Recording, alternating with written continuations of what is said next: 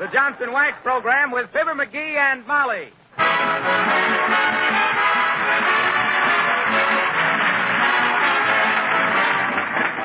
The makers of Johnson's Wax and Johnson's Self-Polishing Glow Coats present Fibber McGee and Molly, written by Don Quinn, with music by the King's Men and Billy Mills Orchestra. The show opens with Love Is.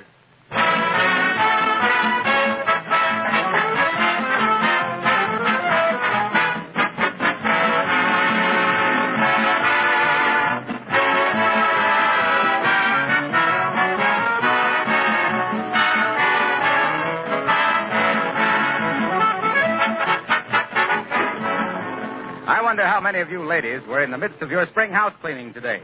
I'd like to say a few words, especially for your benefit, on the subject of protective housekeeping. That's a very important subject because it offers you a chance to save work and to save money.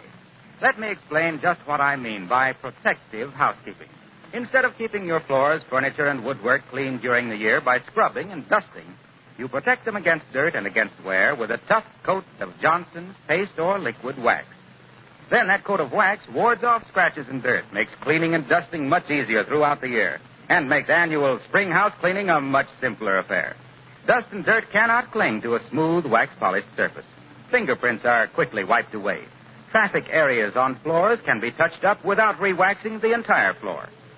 When you consider that Johnson's Wax adds a rich glow of beauty to floors, furniture, and woodwork, that it has 100 extra labor-saving uses, then you should certainly try protective housekeeping with Johnson's Wax in your home. Insist on the genuine Johnson's Wax.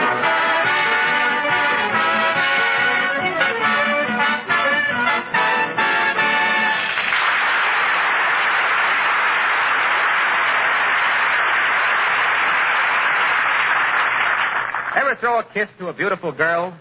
Unsatisfactory, wasn't it? So is a birthday without a birthday cake. And our hero is not the man to see his life partner neglected in this way. So, here at 79 Wistful Vista, cookbook in hand and a determined gleam in his eye, while his spouse stands by full of love and skepticism, we find Fibber McGee and Molly.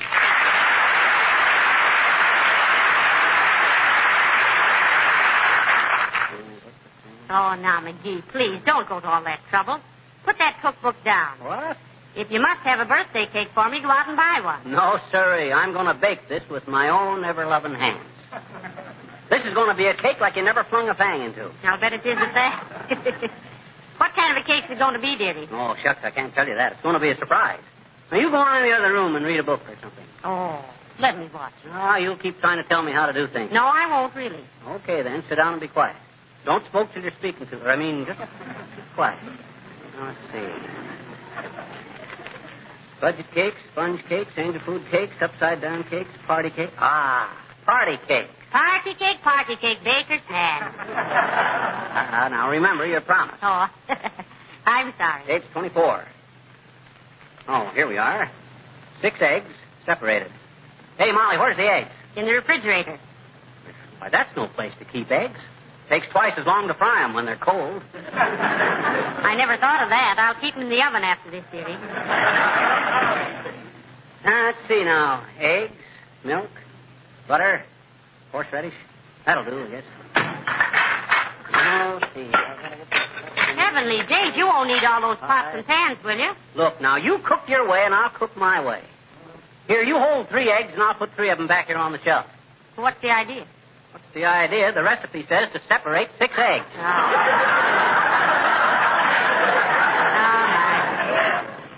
Okay, there's a 1.5 cups of sugar, 4 cups of shifted cake flour, 1/4 of a teaspoon of salt. No pepper. 2 squares of chocolate. Okay, give me them eggs again. I guess they've been separated long enough. 1, 2, 3, 4. Let's see. 5. Boy, that's a lot of eggs. I should have bought you a fur coat. It would have been cheaper. Man. Where's the egg beater? Right there in the drawer, right in front of you. Though I always use a fork myself. Yeah, that's the trouble with you women. Some unsung genius spends his lifetime inventing the egg beater to save you trouble, and what do? Ignore it and use a fork. Well, now, listen, you men are no better. What you mean? You spend your young manhood looking for a good cook to marry and then mess around the kitchen yourself. Here, what are you doing? Well, I'm squirting a little sewing machine oil on this egg beater. Dear. It's kind of stiff. But listen, your cake will taste like oil. Oh, no, it won't. I took care of that. I mixed a little vanilla in with that oil. Yeah, that's better. Oh, boy. Come in. Oh, dear. Hello there, kids. How you fixed for postage stamps? I don't know, old-timer. How many you want? Don't want any. I'm selling them. 2-cent stamps for 1 cent. Today only. Heavenly days, how on earth can you do that? Forgot to mail my Christmas cards this year, daughter. Just found them and soaked the stamps off. How many you want? For every 50 you buy, I throw in a little bottle of glue. Hey, what you doing there, Johnny? Well, it's my birthday, Mr. Oldtimer. He's baking me a cake. He is, eh? You know how to cook, Johnny? Well, we'll soon know. What do you mean, do I know how to cook? Sure, I know how to cook. I'm not only a cook, I was the greatest vegetable and fruit man in Peoria at one time. I never knew that, McGee. Well, I've been covering it up. That's why. I wrecked my career. I was a failure. How's that, Johnny? It's any of my business, which it ain't, but I'm interested, and when a feller's interested, you can forgive a certain inquisitiveness because... Okay, I'll tell you. I was trying to raise a seedless watermelon, and I done it, too. And that's what finished me. Oh, well, if you succeeded, why did it finish you? Caused a terrific demand for seedless watermelons, and I couldn't fill it. Why not? I couldn't grow them. Why not? No seeds.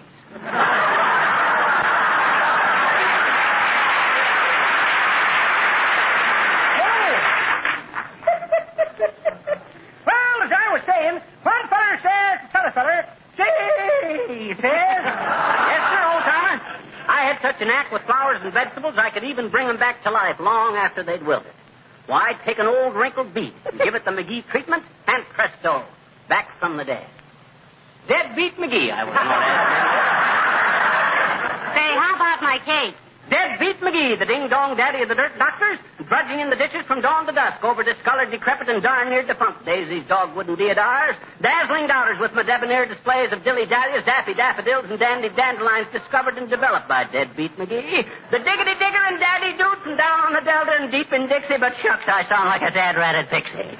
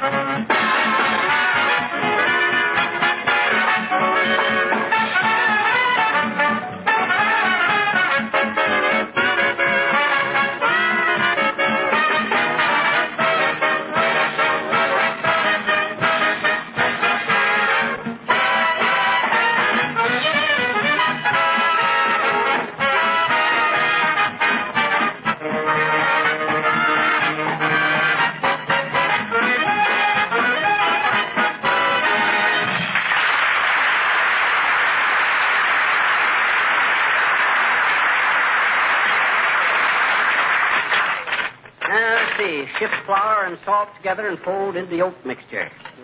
So you know where my tin snips are? What on earth do you want tin snips for? I got to cut down a teaspoon. It says here to put in 1/4 of a teaspoon of salt. To make 1/4 of a teaspoon. Don't be silly. Just fill it 1/4 full. Huh? Oh, say, I could do that, couldn't I? You know it was silly all the time. Yeah, those bowlers from Peoria left that. Baby, is this going to be a cake? I'll bet it'll be a cake. I'll bet this'll make Prudence penny feel like a nickel. I would have made you upside-down cake, but I don't have much luck with those. The blood keeps rushing to my head.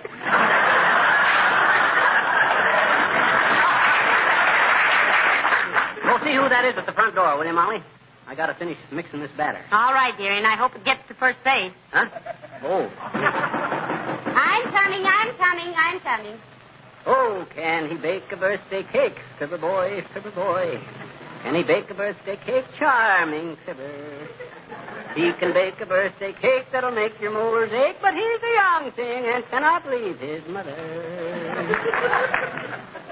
Oh, McGee, it's Mrs. Uppington, and she wants to... Ah, what is that old fuck? McGee, I said it's Mrs. Uppington, and she... Tell the old moose I don't... Oh! Hi, Uppy. Good day, Mr. McGee. Good day. May I ask what you imagine you're concocting there? Well, it's a cake for me, Abigail. This is my birthday. Oh, really? Well, congratulations, my dear. I won't ask which one it is because I know. Oh, yeah? Well, which one? Her last one, if she eats any of that cake. Oh, I don't know, Uppy. I swing a pretty nasty casserole when I put my mind to it. Really? Yeah, betcha. Let me know when your next birthday limps around, and I'll whip you up a cake, too. Only give me plenty of notice. Why, Mr. McGee? Well, you don't think we could get enough candles right here in town on short notice? Well, I must say, Mr. McGee... Yes, that's right. That was a very bad insinuation, dearie. I'm sure Abigail isn't many years older than I am.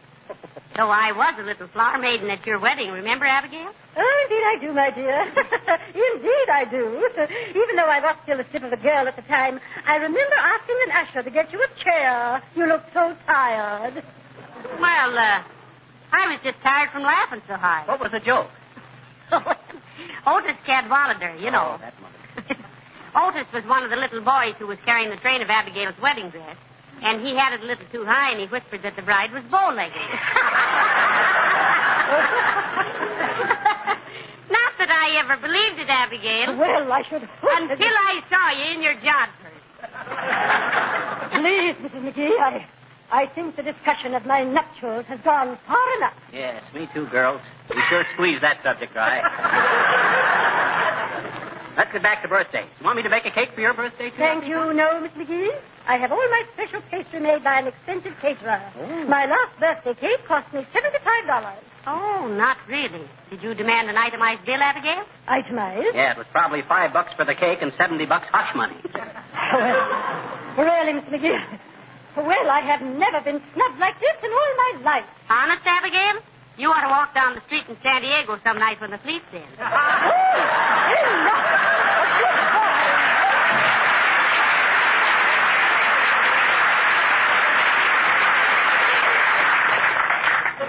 Poor Abigail. Yeah. Well, how are you doing with your cake? Well, it's coming along swell. Though it's kind of tricky folding these egg whites. They won't hold a crease. Hey, I haven't got enough sugar. No, I don't. Dad, rat it, can't a guy bake a cake in peace around here? Come in. Why don't people... Oh, good day, Mr. Wimple. How do you do? May I step in a moment out of the wet? Oh, is it raining? No, I've been crying. You poor man. Come right in. What's the matter? It's my wife. We had a terrible argument this morning, and I'm afraid I lost my temper. Oh. I actually shook my fist at her. You did, eh? Was she scared? Fortunately, she didn't see me. You know, I think you're just too meek, Mr. Wimple. You should stand up for your rights. A woman has no respect for a man she can dominate. Oh, I know that, Mrs. McGee. And I really went round and round with her once. Did it do any good, Wimple? Yes, for a while. But as soon as I got out of the hospital, it started all over again. It's really discouraging. Oh. Well, what can we do for you, Mr. Wimple? I just wondered if you had a small piece of raw beefsteak I could borrow. My wife has a black eye. What? A black eye? Why, Wimple, you mean you actually... Oh, no, Mr. McGee. He tried to chase a dog out of our yard and stepped on the rake. Flew up and hit her in the eye. Oh, well, that's too bad. But I'm sorry we haven't got a bit of raw beefsteak in the house. Personally, I never thought much of that beefsteak treatment for black eyes anyway, Wimple. Oh, I didn't want it for an eye, Mr. McGee. Huh? I was going to give it to that dog, bless his heart.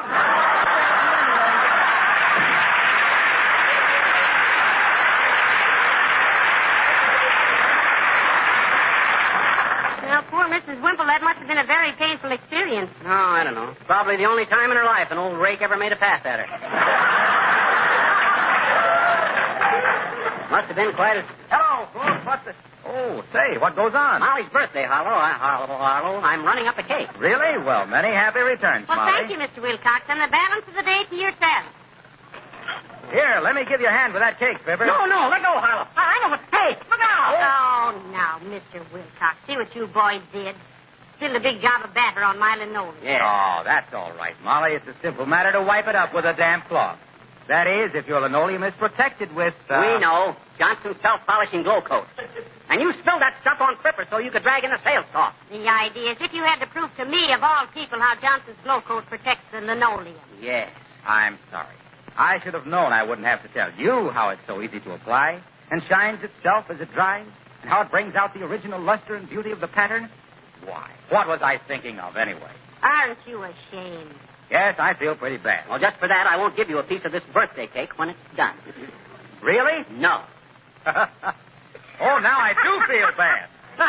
Oh, that's awful. No cake. I guess that'll teach me a lesson. Well, happy birthday, Molly. No cake.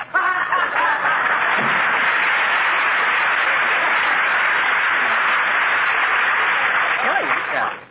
Trouble with that guy is he's got a single-track mind. And it's full of freight cars loaded with Johnson's wax. Well, how about that sugar? Well, I'll go right away, dearie. No. Now, wait a minute. It's your birthday, and you're not supposed to do anything. I'll get it. Here, untie this apron. Thanks. I'll be back in just a minute.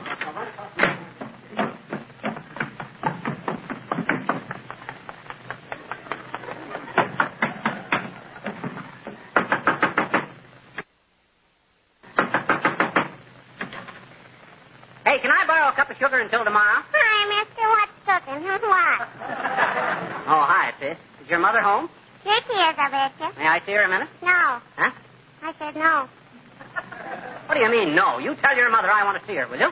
You can't see her, mister. Now, don't be obstinate, sis. I'm not being obstinate, I betcha. I'm being nice. Well, what's so nice about not letting me see your mother?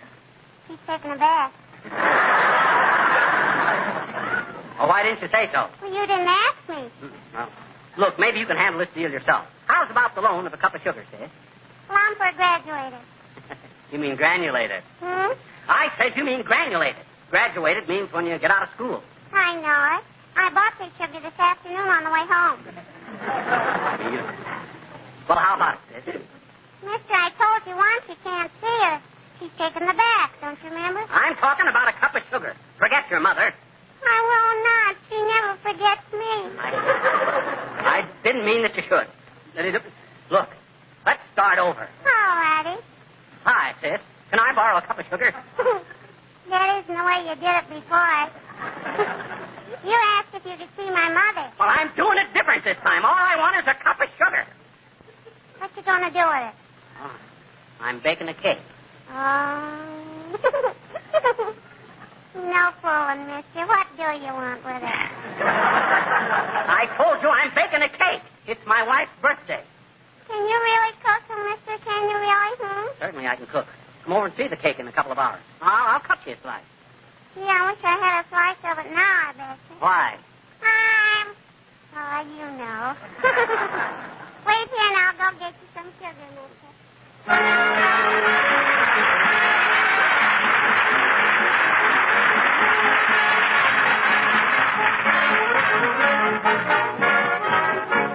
The King's Men sing Three Blind Mice. Three blind mice, three little innocent mice. Number 1 is thin. Number 2 is fat. Number 3 so fierce he scares the cat. I'm number 1. Number 2. Number 3, three brave mice. Three hungry mice, three hungry mice. They lived in a farmhouse out in the sticks with a farmer and his little old wife. The thin little mouse had a very long nose to sniff the slightest breeze. One day he sniffed with his very long nose and shouted, I smell cheese. The fat little mouse took hold of his tail. The thin one led the way. The fierce little mouse brought up the rear to chase the cat away. 3 hungry mice, scampering off to find the cheese and cut themselves a slice. Pitter, patter, pitter, patter, pitter, patter, pitter, patter, pitter, patter, pitter, patter, whoa! 3 happy mice. They nibbled and nibbled and nibbled some more, till one by one they lay down on the floor, and all fell asleep and began to snore.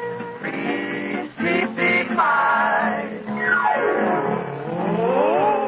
Oh, the farmer's wife, sneaking down the hall with a carving knife. 3 little mice too full to run away, lost their little tails before you can say. 3 blind mice, 3 sorry mice. The thin little mouse is thinner now, the fat one became a rat, and the fierce little mouse is just a smile on the face of the old tomcat. 3 blind mice, 3 blind mice. That is the end of the 3 little tales of the 3 blind mice.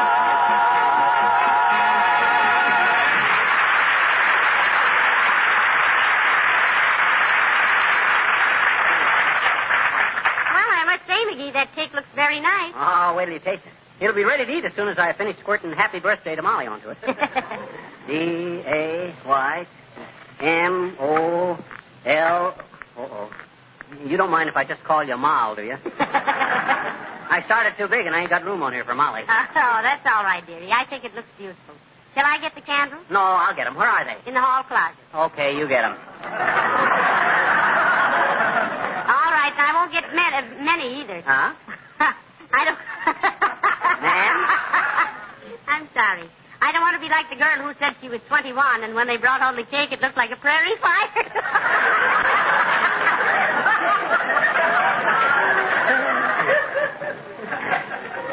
That gag will never be 21 again either. Oh, can he bake a birthday cake? Fibber boy, can he bake a birthday cake? Charming Fibber. He can mix a batter up into a nifty hunk of stuff, but Here's the candles, dearie. What? Here they are. Here's the candles. What? You mean you opened that hall closet without a... I don't believe it. Let me go take a look. You start putting the candles on the table. All right, dearie. I'll do that. Oh, dear. Who's that now? Come in. Ah, there, Mrs. McGee. Good day. Oh, hello, Mr. Gildersleeve. Well, I see you've been baking yourself a cake. Looks delicious. Oh, I didn't bake it, Mr. Gildersleeve. McGee did it. What? Why, that... He did? Why, that little cake cooker. Well, I must congratulate the little rascal. Where is he? Well, he just went in the other room to check up on the...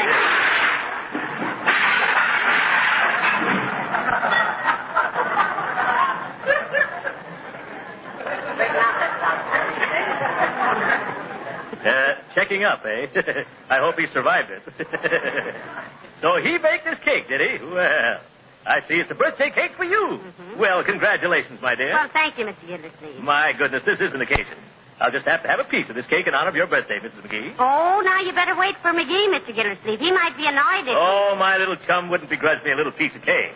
Come now, my dear. Hand me a knife. Thank you. Well, cuts nicely, doesn't it? Care for some yourself? No, thank you. Not now. I'll wait till Oh, McGee... hi, Gildersleeve. Hello, McGee. Why? He thought you wouldn't mind his taking a piece of your cake, dearie. Well, of all the dead-ratted nerve. You... I baked that cake for my little wife, Gildersleeve. You got a lot of brass barging in here and hogging the first piece. Why? Now, look here, McGee. Whose birthday is this, yours or your wife? Well, it was my cake, and you didn't have any right... Oh, now forget it. Yeah. McGee. After all, it is my birthday, and I don't want any bickering. Well, shucks, if this big large bucket had the manners of a well-bred hyena, he'd have known better than to come barging. Hey, look at Throckmorton. He's turning purple. Oh! Heavenly days, what's the matter, Mr. Gildersleeve? Ah, don't fuss about him, Molly. He'll do anything to attract attention. Quit clowning, you big ape. No, McGee, he's not clowning. There's something the matter with him. He's pointing to his throat. Huh? See? Oh, you spoke. Hey, Gildersleeve, what's the matter? What did you put in that cake, you little criminal? I swallowed something. Get me a doctor, quick. Oh, my gosh, he did it. Quick, Molly, call an ambulance. We got to get him to a hospital. Oh, now, wait a minute. Take it easy now. He just swallowed a nutshell or a cork out of the vanilla bottle or something. Do something quick, McGee. Maybe it was ground glass.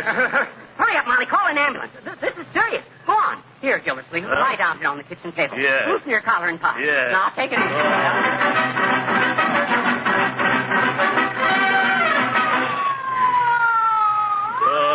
What was it, McGee? What did I eat? Now, don't worry, Gildersleeve. You'll be all right. Go faster, driver. We'll have you in the hospital in 3 minutes, Mr. Gildersleeve. Oh. Maybe this will teach you not to make a pig of yourself, Rocky. I know. I'm sorry, McGee, and I certainly appreciate all the trouble you're going to save me, little chum. What do you mean, save you? I baked a diamond ring in that cake for Molly. That's what I'm trying to say. Hang it up, driver. Save you.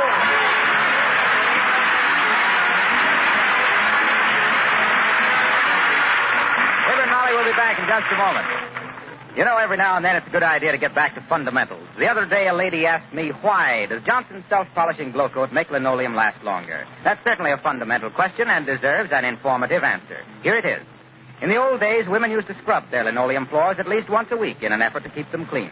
Now, every linoleum manufacturer will tell you that continual scrubbing actually ruins linoleum. It softens the finish and finally makes it warp and split. In the meantime, the colors fade.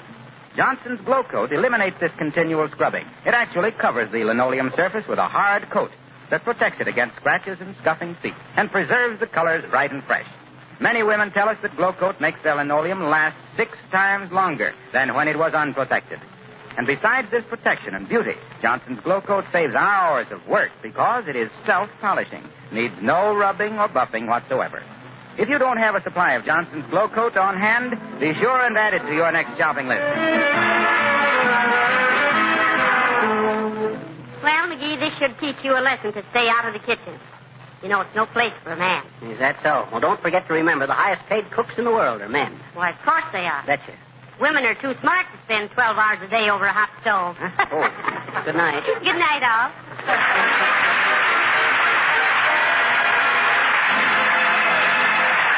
This is Harlow Wilcox, speaking for the makers of Johnson's Wax Finishes for the home and for industry, inviting you to be with us again next Tuesday night. Good night. George, I'm getting ashamed of the looks of our car. I just won't ride in it till you get it polished. Now, that might be serious if it weren't so easy to clean and wax polish a car these days, now that we have Johnson's Carnu, the sensational auto polish that both cleans and wax polishes in one application. If you're getting a little ashamed of the looks of your car, just stop at your dealers, buy a can of Carnu, and have the fun of riding in a new-looking car again. Ask for Johnson's Carnu, C-A-R-N-U. This is the National Broadcasting Company.